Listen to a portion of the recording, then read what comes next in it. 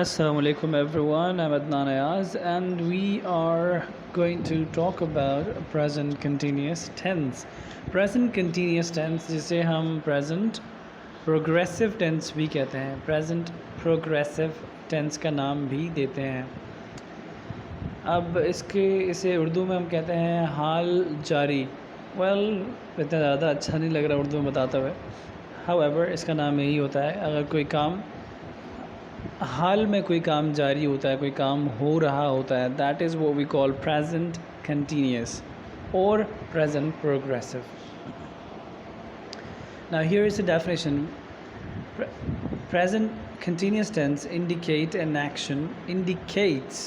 action which is in progress at the time of speaking or at the present time. ठीक है, so it indicates, ये बताता है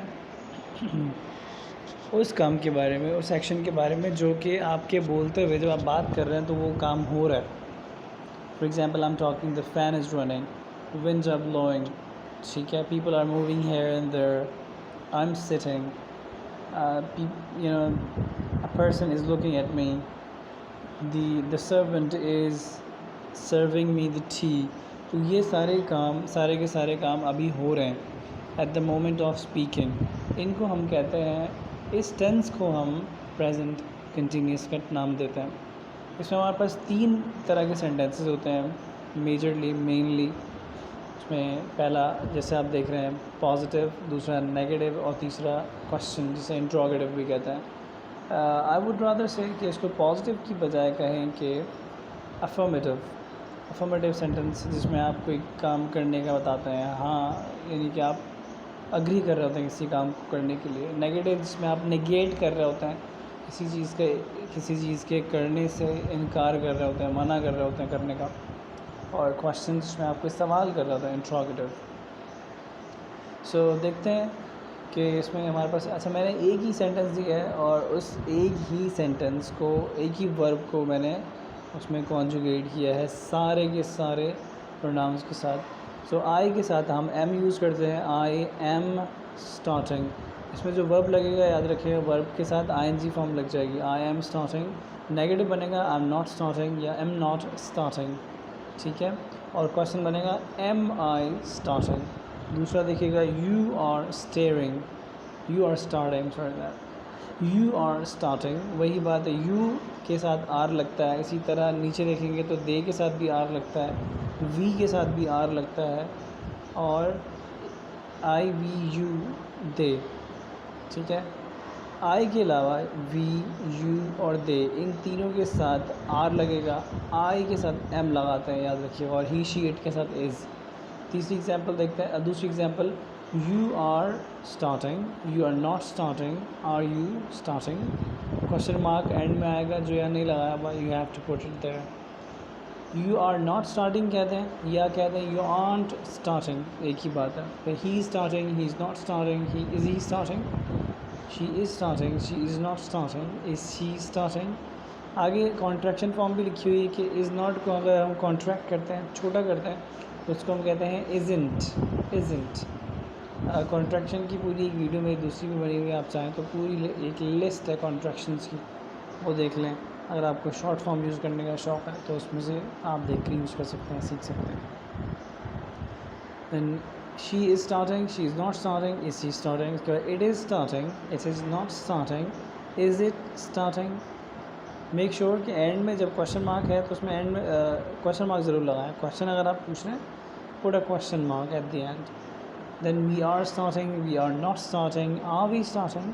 इसके बाद you are starting, you are not starting, are you starting, और they are starting, they are not starting, are they starting. तो ये आपका था प्रेजेंट कंटिन्यूस टेंस।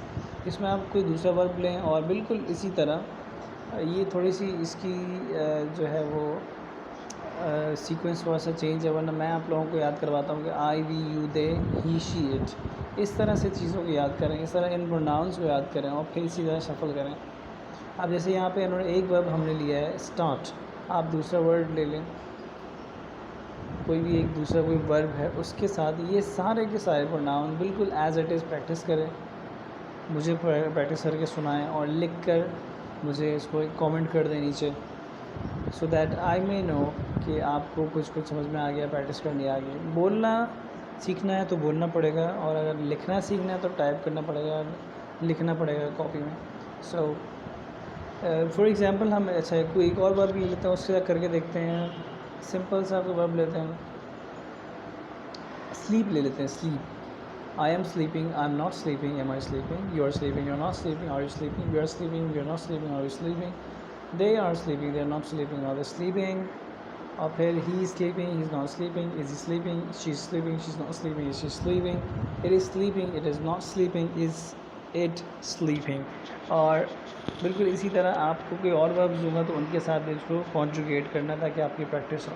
अच्छा, इसके बाद एक छोटी सी हमारे पास एक पिक्चर है, हियर इट इज़।